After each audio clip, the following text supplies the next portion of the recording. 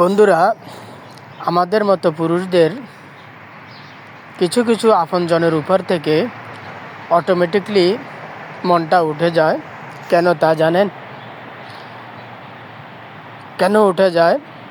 অতিরিক্ত আঘাত পাওয়ার পর ওই পুরুষটার মন ওই আপনজন মানুষগুলোর উপর থেকে উঠে যায় এবং অটোমেটিকলি তাদের জন্য ওই পুরুষটার মন পাথরে পরিণত হয়।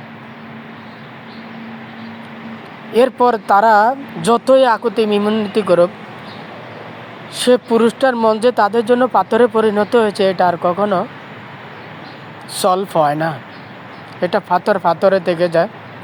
যতই কাকুতি মিনতি করুক, যতই আপন হয়ে আসুক, আর মৃত্যুর আগ পর্যন্ত সেই মনটার পরিবর্তন হয় না। হয়তো মানবিক দিক থেকে হয়তো উপর দিয়ে একটু সান্ত্বনামূলক কিছু বলা হয় অথবা দেখানো হয়, কিন্তু তাদের উপর থেকে যে মনটা উঠে যায় সে মনটা আর কখনো বসানো সম্ভব হয় না।